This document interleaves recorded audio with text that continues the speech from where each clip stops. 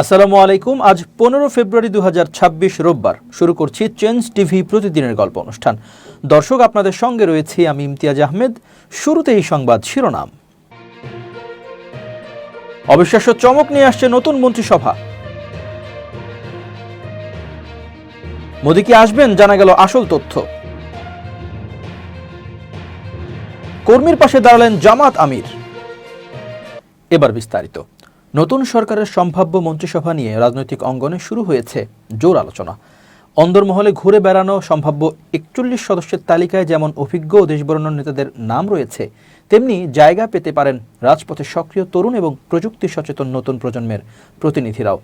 তালিকার শীর্ষে আছেন বিএনপির দীর্ঘদিনের নেতৃত্ব দানকারী মির্জা ফখরুল ইসলাম আলমগীর। পাশাপাশি দলের নীতি নির্ধারণী পর্যায়ে ডক্টর খন্দকার মোশাররফ হোসেন, ডক্টর আব্দুল মঈন খান এবং কূটনৈতিক তৎপরতায় পরিচিত আমির খুসরো মাহমুদ চৌধুরীর নামও আলোচনায় রয়েছে। আইনি ও সাংবিধানিক বিষয় মোকাবেলায় মন্ত্রিসভায় অ্যাডভোকেট জয়নুল আবেদিন, অ্যাডভোকেট ফজলুর রহমান ও ব্যারিস্টার মাহবুব উদ্দিন খোকনের অন্তর্ভুক্তি প্রায় নিশ্চিত বলেই ধারণা করা হচ্ছে। পাশাপাশি ব্যারিস্টার কায়সার কামাল ও অ্যাডভোকেট আসাদুজ্জামান আসাদও থাকতে পারেন বলে গুঞ্জন রয়েছে। দীর্ঘ 1.5 দশক রাজপথে আন্দোলন সংগ্রামে থাকা নেতাদের বড় দায়িত্ব দিয়ে মূল্যায়ন করতে পারেন তারেক রহমান। এই তালিকায় রয়েছেন অ্যাডভোকেট রুহুল কবির রিজভী, মির্জা আব্বাস, গয়েশ্বরচন্দ্র রায় ও ইকবাল হাসান মাহমুদ টুকুর মতো জ্যেষ্ঠ নেতারা। দীর্ঘদিন নিখোঁজ থাকার পর ফিরে আসা সালাউদ্দিন আহমদ এবং দলের দুঃসময়ে সক্রিয় শহীদ উদ্দিন চৌধুরী অ্যানির নামও আলোচনায় রয়েছে। এছাড়া সাবেক মন্ত্রী মেজর অবসরপ্রাপ্ত Hafizuddin Ahmed, air vice marshal অবসরপ্রাপ্ত আলতাফ হোসেন চৌধুরী, বরকতুল্লাহ বুলু, রুহুল কুদ্দুস তালুকদার দুলু এবং সাবেক স্বরাষ্ট্র প্রতিমন্ত্রী আব্দুস সালাম পিন্টুর নামও শোনা যাচ্ছে। সবচেয়ে বেশি চমক আসতে পারে জোটের শরিক দল ও তরুণ নেতৃত্বের অন্তর্ভুক্তিতে। গণ অধিকার পরিষদের নুরুল হক নূর, এনডিএম-এর ববি হাজ্জাজ, গণসংহতি আন্দোলনের জোনায়েদ সাকি এবং ব্যারিস্টার আন্দালিব রহমান পার্থের নাম তালিকায় রয়েছে। তরুণদের মধ্যে ইশরাক হোসেন, আনিন্দ ইসলাম অমিত, রাকিবুল ইসলাম বকুল, ব্যারিস্টার মীর হেলাল উদ্দিন, রশিদুজ্জামান মিল্লাত ও আবু আশফাকের মতো নেতাদেরও সম্ভাব্য নীতি নির্ধারক হিসেবে দেখা হচ্ছে। শিক্ষা ও বিশেষজ্ঞ কোটায় আলোচনা আছেন ডক্টর আ.ন.ম এহসানুল হক মিলন। দলীয় সূত্র বলছে, অন্তর্ভুক্তিমূলক সরকার গঠনের লক্ষ্যে দীপেন দেওয়ান, সাচিং প্রু চৌধুরী ও অ্যাডভোকেট নিতাই রায় চৌধুরীর মতো নেতাদের রাখা হতে পারে, যা পাহাড় ও সমতলের ভারসাম্যপূর্ণ উন্নয়নের ইঙ্গিত দেয়। নারীদের মধ্যে শামা ওবায়েদ, ফারজানা শারমিন পুতুল ও তাহসিনা রুশদির লুনার নামও গুরুত্বের সঙ্গে উচ্চারিত হচ্ছে। পেশাজীবী কোটায় আলোচনায় আছেন চিকিৎসক নেতা AZM জাহিদ হোসেন। আন্তর্জাতিক পরিমণ্ডলে দেশের ভাবমূর্তি উন্নয়ন ও অর্থনৈতিক সংস্কারের লক্ষ্যে নবনির্বাচিত সংসদ সদস্য এবং অর্থনীতিবিদ ডক্টর রেজা কিবরিয়া, ব্যবসায়ী নেতা আব্দুল আউয়াল মিন্টু এবং তথ্য প্রযুক্তি বিশেষজ্ঞ AK-M ওয়াহিদুজ্জামানের নামও সম্ভাব্য তালিকায় রয়েছে বলে জানা গেছে। তবে উল্লেখ্য, এই 41 সদস্যের তালিকাটি এখন কেবল দলীয় অন্দরমহলের আলোচনা ও গুঞ্জনের পর্যায়ে রয়েছে। আনুষ্ঠানিকভাবে কোনো নাম ঘোষণা করা হয়নি। বিশ্লেষকদের মতে, তারেক রহমান যদি অভিজ্ঞতা ও তারুণ্যের সমন্বয়ে এই তালিকা থেকে মন্ত্রিসভা গঠন করেন, তবে সেটি হতে পারে এক নতুন অধ্যায়ের সূচনা। এখন সবার চোখ বঙ্গভবনের শপথ অনুষ্ঠানের দিকে। শেষ পর্যন্ত কারা দায়িত্ব নিচ্ছেন তা জানার অপেক্ষায় পুরো জাতি। ত্রয়োদশ জাতীয় সংসদ নির্বাচনে নির্বাচিত প্রতিনিধিরা আগামী 17 ফেব্রুয়ারি মঙ্গলবার শপথ নিতে যাচ্ছেন। ওই দিন সকালে তাদের শপথ পড়াবেন প্রধান নির্বাচন কমিশনার AM নাসির উদ্দিন। জাতীয় সংসদ সচিবালয়ের সচিব কানিজ মাওলা শনিবার সন্ধ্যায় গণমাধ্যমে বলেন, আপাতত 17 তারিখ শপথ অনুষ্ঠানের প্রস্তুতি নেওয়া হচ্ছে। গত বৃহস্পতিবার অনুষ্ঠিত হয় ত্রয়োদশ জাতীয় সংসদ নির্বাচন। পরদিন শুক্রবার রাতে নির্বাচনে বিজয়ীদের গ্যাজেট প্রকাশ করে বাংলাদেশ নির্বাচন কমিশন ইসি। এরপর থেকে শপথ অনুষ্ঠানের আনুষ্ঠানিক প্রস্তুতি শুরু করেছে জাতীয় সংসদ সচিবালয়। সাধারণ জাতীয় সংসদ ভবনের নির্ধারিত শপথ কক্ষেই এই অনুষ্ঠান অনুষ্ঠিত হয়ে থাকে। শুক্রবার 297 আসনে বেসরকারি ফলাফল ঘোষণা করা হয়। উচ্চ আদালতের নির্দেশনার কারণে চট্টগ্রাম 2 ও চট্টগ্রাম 4 আসনের ফলাফলের গ্যাজেট এখনও জারি করা হয়নি। ঘোষিত 297 আসনের ফলাফলে বিএনপি জয় পেয়েছে 209টিতে। ফল স্থগিত থাকা 2টি আসনেও দলটির প্রার্থীরা এগিয়ে রয়েছেন বলে সংশ্লিষ্ট সূত্র জানিয়েছে। বিএনপির শরিক দলগুলো পেয়েছে 3টি আসন। অন্যদিকে বাংলাদেশ জামাত ইসলামী 68টি আসনে জয়লাভ করেছে। জামাতের নেতৃত্বাধীন 11 দলীয় নির্বাচনী ঐক্যের অন্যান্য শরিকরা পেয়েছেন আরও 9টি আসন। নতুন সংসদের যাত্রা শুরু করার আগে এখন শপথ অনুষ্ঠানকে কেন্দ্র করে প্রশাসনিক ও সাংগঠনিক প্রস্তুতি জোরদার করা হয়েছে। বাংলাদেশের নতুন সরকারের মন্ত্রিপরিষদের শপথ অনুষ্ঠানে আসছেন না ভারতের প্রধানমন্ত্রী নরেন্দ্র মোদী। তিনি আসতে না পারলেও দেশটির গুরুত্বপূর্ণ এক মন্ত্রী অবশ্য শপথ অনুষ্ঠানে আসছেন। ঢাকার নির্ভরযোগ্য একটি সূত্র কালবেলাকে তথ্য নিশ্চিত করেছে। এর আগে বাংলাদেশ সরকারের পক্ষ থেকে মোদীকে আমন্ত্রণ জানানো হয়। এদিকে শপথ অনুষ্ঠানে পাকিস্তানের প্রধানমন্ত্রী শাহবাজ শরীফ উপস্থিত থাকতে পারেন বলে জানা গেছে। ত্রয়োদশ জাতীয় সংসদ নির্বাচনে নিরঙ্কুশ সংখ্যাগরিষ্ঠতা পেয়ে সরকার গঠন করতে যাচ্ছে বাংলাদেশ জাতীয়তাবাদী দল বিএনপি। আগামী 17 ফেব্রুয়ারি শপথ গ্রহণ অনুষ্ঠান হতে যাচ্ছে। নতুন মন্ত্রিসভার শপথের আনুষ্ঠানিকতায় যুক্ত হতে ইতোমধ্যে সার্কভুক্ত দেশসহ কয়েকটি দেশের সরকার প্রধানকে আমন্ত্রণপত্র পাঠিয়েছে পররাষ্ট্র মন্ত্রণালয়। তবে ভারতের এআই ইম্প্যাক্ট সামিটের জন্য শপথে আসছেন না নরেন্দ্র মোদী। বিএনপির নীতি নির্ধারণী পর্যায়ের নেতৃত্বের সঙ্গে আলোচনার ভিত্তিতে অন্তর্বর্তী সরকার বিভিন্ন দেশের সরকার প্রধানকে আমন্ত্রণ জানানোর সিদ্ধান্ত নেয়। কূটনৈতিক সূত্রে জানা গেছে, এখন পর্যন্ত আমন্ত্রিত দেশের তালিকায় রয়েছে চীন, সৌদি আরব, তুরস্ক, সংযুক্ত আরব আমিরাত, কাতার, মালয়েশিয়া, ব্রুনেই, শ্রীলঙ্কা, মালদ্বীপ ও সার্কভুক্ত দেশগুলো। গত শুক্রবার বিএনপির বিজয়ের পর তারেক রহমানকে ফোন করে অভিনন্দন জানিয়ে ভারত বাংলাদেশের সম্পর্কের নতুন অধ্যায়ের ইঙ্গিত দেন মোদী। নির্ভরযোগ্য সূত্র বলছে, দিল্লিতে এআই ইম্প্যাক্ট সামিটে বিশ্বের বিভিন্ন দেশের সরকার প্রধান ও প্রতিনিধিরা অংশ নেবেন এবং কয়েকটি দেশের সরকার প্রধানদের সঙ্গে সাইডলাইন বৈঠকে অংশ নেবেন ভারতের প্রধানমন্ত্রী। এই ব্যস্ততার কারণে ঢাকায় আসছেন না মোদী। তবে সূত্র জানিয়েছে, প্রতিনিধি হিসেবে পররাষ্ট্রমন্ত্রী এস জয়শঙ্কর আসতে পারেন। এর আগে বাংলাদেশের প্রথম নারী প্রধানমন্ত্রী বেগম খালেদা জিয়ার জানাজায় ভারতের পক্ষ থেকে পররাষ্ট্রমন্ত্রী এস জয়শঙ্কর ঢাকায় আসেন। 24 প্রেক্ষাপটে ডক্টর ইউনূস সরকার দায়িত্ব নিলে ভারতের সাথে সম্পর্কের টানাপোড়েন দেখা যায়। বাংলাদেশের পররাষ্ট্র উপদেষ্টা মোহাম্মদ তৌহিদ হোসেন নিজে কয়েকবার গণমাধ্যমকে বিষয়টি উল্লেখ করেছেন। সর্বশেষ পররাষ্ট্র উপদেষ্টা বিদায়ী ব্রিফিংয়ে সাংবাদিকদের বলেন, এ সরকার অনেকবার চেষ্টা করেও ভারতের সঙ্গে সুসম্পর্ক করতে পারেনি। ভারত বাংলাদেশ সম্পর্ক এখন থমকে রয়েছে। নতুন সরকার এলে সম্পর্ক মসৃণ হবে। কূটনৈতিক বিশ্লেষকরা বলছেন, সাবেক প্রধানমন্ত্রী শেখ হাসিনা ভারতে আশ্রয় নেওয়ায় দেশটির সঙ্গে অন্তর্বর্তী সরকারের সুসম্পর্ক হয়নি। তবে সাবেক প্রধানমন্ত্রী খালেদা জিয়ার মৃত্যুর পর ভারতের পররাষ্ট্রমন্ত্রীর আগমন দূরত্ব কিছুটা কমিয়েছিল। সে প্রেক্ষাপটে ধারণা করা হচ্ছে, নতুন সরকারের শপথ অনুষ্ঠানে ভারতের উচ্চপদস্থ কোনো মন্ত্রীর আগমন দুদেশের থমকে যাওয়া সম্পর্ক পুনরুদ্ধারে সহায়ক হবে। নতুন মন্ত্রিসভার শপথ অনুষ্ঠানে ভারতের প্রধানমন্ত্রী নরেন্দ্র মোদীকে দাওয়াত দেওয়া হয়নি বলে জানিয়েছেন অন্তর্বর্তী সরকারের উপদেষ্টা সৈয়দা রিজওয়ানা হাসান। রোববার সাংবাদিকদের তিনি বলেন, সরকারের পক্ষ থেকে নরেন্দ্র মোদীকে কোনো আমন্ত্রণ দেওয়া হয়নি। ভারতের কোনো মিডিয়া এমন তথ্য আসলে তা সঠিক নয়। তিনি আরও জানান, শুধু সার্কভুক্ত দেশগুলোর পররাষ্ট্রমন্ত্রীরা এই অনুষ্ঠানে আমন্ত্রণ পেয়েছেন।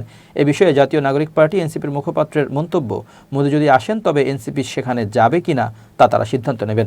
সৈয়দা রিজওয়ানা স্পষ্ট করে বলেছেন, এটি সরকারের কোনো বিষয় নয়, কারণ প্রধানমন্ত্রীকে কোনো দাওয়াত দেওয়া হয়নি। আমি কোনো ধনী পরিবারে জন্ম নিইনি। আল্লাহর রহমতে আমি একজন কৃষক পরিবারের সন্তান। তাই কৃষক শ্রমিকদের সম্মান না করলে তা আমার বাবাকে অপমান করা শামিল হবে। নিজের শিকড় ও বিশ্বাসের কথা তুলে ধরে এভাবেই বলেন জামায়াতে ইসলামের আমির ডক্টর শফিকুর রহমান। তিনি বলেন, সাধারণ মানুষকে সম্মান করা আমার ইমানি দায়িত্ব। কৃষক শ্রমিকরা কঠোর পরিশ্রম করে হালাল রুজি উপার্জন করেন। তাদের ঘামের গন্ধ আমার কাছে আতরের মতো মনে হয়।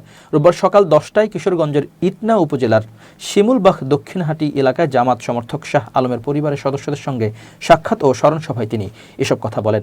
জামাত ইসলামের আমির বলেন, আমি দুই শ্রেণীর মানুষের সান্নিধ্যে বিশেষ আনন্দ পাই। একদল হলো নিষ্পাপ শিশু, যাদের কাছে গেলে ফেরেশতার সান্নিধ্যে থাকার অনুভূতি হয়। আরেকদল হলো দিনমজুর ও শ্রমজীবী মানুষ, যারা রক্ত ঘাম ঝরিয়ে পরিবারের মুখে হালাল খাবার তুলে দেন। স্মরণসভায় তিনি শাহ আলমের পরিবারের দায়িত্ব নেওয়ার ঘোষণা দিয়ে বলেন, আমি যতদিন সংগঠনের দায়িত্বে আছি ততদিন এই দায়িত্ব পালন করব। ভবিষ্যতে যারা দায়িত্বে আসবেন তারাও তা পালন করবেন বলে আশা করি। ইটনার স্মরণসভা শেষে তিনি কটিয়াদি সরকারি কলেজ মাঠে আয়োজিত নির্বাচনী জনসভায় থেকে ফেরার পথে সড়ক দুর্ঘটনায় নিহত আব্দুস সালামের পরিবারের সঙ্গে সাক্ষাৎ করতে নিকলি উপজেলার ছাতির চরে যাওয়ার কথা রয়েছে। এর আগে সকাল 8টার দিকে সড়ক পথে কিশোরগঞ্জ শহরে পৌঁছান জামাতের আমির। উল্লেখ্য, গত 3 ফেব্রুয়ারি কটিয়াদি সরকারি কলেজ মাঠে আয়োজিত নির্বাচনী জনসভায় প্রধান অতিথি হিসেবে উপস্থিত ছিলেন ডক্টর শফিকুর রহমান। জনসভা শেষে ফেরার পথে সড়ক দুর্ঘটনায় আব্দুস সালাম নামে এক কর্মী নিহত হন। এছাড়া গত 8 ফেব্রুয়ারি ইটনা মিনি স্টেডিয়ামে আয়োজিত আরেকটি নির্বাচনী সমাবেশে যাওয়ার পথে স্ট্রোকে শাহ আলম নামে এক সমর্থকের মৃত্যু হয়। ছায়া মন্ত্রিসভা গঠনের প্রস্তুতি নেওয়ার কথা জানিয়েছেন জাতীয় নাগরিক পার্টির মুখপাত্র আসিফ মাহমুদ সজীব ভুইয়া। রোববার সকাল 10টার দিকে নিজের ভেরিফাইড ফেসবুক পেজে দেওয়া এক পোস্টে তিনি এ তথ্য জানান। ওই পোস্টে তিনি লেখেন, আমরা ছায়া মন্ত্রিসভা গঠনের প্রস্তুতি নিচ্ছি। স্বচ্ছতা ও জবাবদিহিতা নিশ্চিত এবং সার্বিক কার্যক্রমে ওয়াচডগ হিসেবে কাজ করবে ছায়া মন্ত্রিপরিষদ। উল্লেখ্য, গত 12 ফেব্রুয়ারি জাতীয় সংসদ নির্বাচনে 300 আসনের মধ্যে 299টিতে ভোট গ্রহণ হয়। শেরপুর 3 আসনে একজন প্রার্থীর মৃত্যুর কারণে ভোট গ্রহণ স্থগিত রয়েছে। 299টি আসনের মধ্যে 2টি আসনে জয়ী বিএনপির প্রার্থীর ফলাফল প্রকাশে আদালতের নিষেধাজ্ঞা রয়েছে। নির্বাচনে বিএনপি জোট 212 আসনে জয় পেয়েছে। নির্বাচনে নিরঙ্কুশ সংখ্যাগরিষ্ঠতা নিয়ে সরকার গঠন করতে যাচ্ছে দলটি। দর্শক, এবার খুব জরুরি 1 মিনিট জানাচ্ছেন আমিরুল মোমিনিন মানিক। খুব জরুরি 1 মিনিটে প্রত্যেককে আমন্ত্রণ। 16236 এই নাম্বারটি আজ থেকে মনে রাখুন। ব্যাংকিং সেবায় অনেক সময় আমরা ভোগান্তির শিকার হই। যদি আমরা কোনো ব্যাংকের সেবা যথাযথ না পাই, অথবা লেনদেনে সমস্যা হয়, অথবা ওই ব্যাংক আপনাকে যথোপযুক্ত সম্মান, মর্যাদা এবং আপনাকে সেবা না দিতে পারে, তাহলে এই নাম্বারটিতে কল করুন। এটি বাংলাদেশ ব্যাংক পরিচালিত একটি সেবা। যে কোনো ব্যাংক সম্পর্কে অভিযোগও এখানে আপনি দাখিল করতে পারবেন। আপনার ব্যাংকিং লেনদেন নির্বিঘ্ন হোক, এই প্রত্যাশা থাকলো। ভালো থাকবেন সবাই, শুভেচ্ছা নিরন্তর। এবার আন্তর্জাতিক সংবাদ। ইরান যুক্তরাষ্ট্রের সঙ্গে পারমাণবিক চুক্তিতে পৌঁছাতে সমঝোতার বিষয়ে আলোচনা করতে প্রস্তুত বলে জানিয়েছেন দেশটির উপপররাষ্ট্রমন্ত্রী মাজিদ তাকত রাভাঞ্চি। তবে এজন্য একটি শর্তারোপ করেছে ইরান। দেশটির দাবি, এজন্য ওয়াশিংটনকে নিষেধাজ্ঞা প্রত্যাহারের বিষয়ে আলোচনায় আগ্রহ দেখাতে হবে। রোববার 15 ফেব্রুয়ারি বিবিসির এক প্রতিবেদনে তথ্য জানানো হয়েছে। তেহরানে বিবিসিকে দেওয়া এক সাক্ষাৎকারে দেশটির উপপররাষ্ট্রমন্ত্রী মাজিদ তাকত রাভাঞ্চি বলেন, চুক্তি করতে চাইলে আমেরিকাকেই প্রমাণ করতে হবে যে তারা আন্তরিক। তারা যদি সত্যিই আগ্রহী হয়, তাহলে আমরা সমঝোতার পথে এগোতে পারব। অন্যদিকে মার্কিন কর্মকর্তারা বরাবরই দাবি করে আসছেন, আলোচনা এগোতে দেরি হচ্ছে ইরানের কারণে। শনিবার মার্কিন পররাষ্ট্রমন্ত্রী মার্কো রুবিও বলেন, প্রেসিডেন্ট ডোনাল্ড ট্রাম্প একটি চুক্তি চান, তবে ইরানের সঙ্গে তা করা খুবই কঠিন। সম্প্রতি ওমানের মধ্যস্থতায় 2 দেশের মধ্যে পরোক্ষ আলোচনা হয়েছে। তাকত রাভাঞ্চি জানান, আগামী মঙ্গলবার জেনেভায় 2য় দফা বৈঠক হওয়ার কথা রয়েছে। আলোচনাকে তিনি মোটামুটি ইতিবাচক বলে উল্লেখ করলেও চূড়ান্ত মূল্যায়নের জন্য সময় প্রয়োজন বলে জানান। ইরান 7% পর্যন্ত সমৃদ্ধ ইউরেনিয়াম পাতলা ডাইলিউট করার প্রস্তাব দিয়েছে, যা তাদের সমঝোতার ইচ্ছার প্রমাণ বলে দাবি করেন তিনি। বর্তমানে ইরানের কাছে 400 কেজির বেশি উচ্চমাত্রায় সমৃদ্ধ ইউরেনিয়াম মজুত রয়েছে। তবে এটি দেশটির ভেতরে থাকবে নাকি 2015 সালের চুক্তির মতো বাইরে পাঠানো হবে, তা নিয়ে এখনই কিছু বলতে রাজি হননি তিনি।